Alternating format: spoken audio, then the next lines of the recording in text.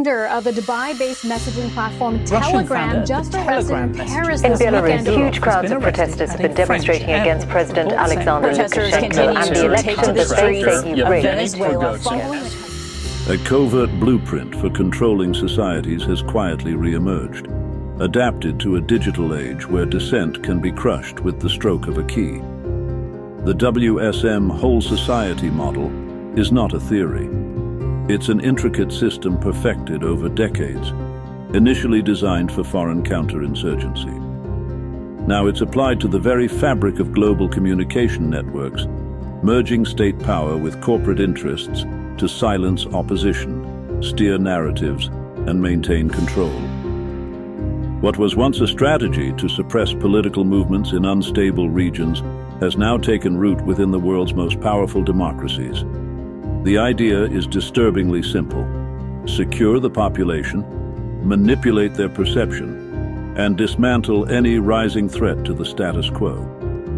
Originally designed by the Pentagon, this model allowed US-backed governments to quash insurgent political groups by controlling resources, information, and public sentiment. In the past, the targets were foreign populations, but today the battlefield is everywhere. Intelligence operations, from the CIA to DHS, coordinate efforts with legacy media, financial institutions, and tech giants. Together they act as one machine, maintaining influence through a web of agreements and secretive alignments.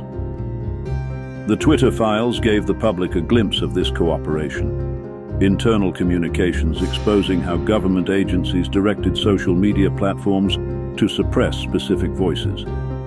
But the true scale remains hidden.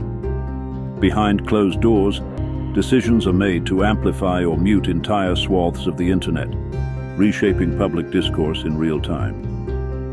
In 2019, US aid compelled President Zelensky of Ukraine to adopt the Dia app, connecting citizens' social media profiles, bank accounts, and digital identities into a single system. In effect, dissenting voices can now have their finances stripped away without firing a single shot. This is no anomaly. Major financial players like Amex and Visa, protected by the Pentagon, secured monopolies in Ukraine, aligning with US military interests and setting a dangerous precedent for global control. The entanglement between governments and corporations goes beyond just financial interests. Compliance with government directives on misinformation isn't just suggested, it's mandatory. Tech companies comply not out of agreement but out of necessity. They need government protection for their international operations, be it oil, rare earth minerals, or market monopolies. Every time the government issues a directive like deplatforming certain individuals or pushing certain narratives, it's met with immediate compliance. This is more than censorship. It's a modern form of control. Whether it's manipulating the algorithm of social platforms like Facebook to downplay conservative voices, or banning books on platforms like Amazon, these actions follow a consistent pattern. Manage dissent and control narratives under the guise of national security. The playbook is clear: silence voices, enforce digital obedience, and call it protection. In this shadowy world, nothing is left to chance.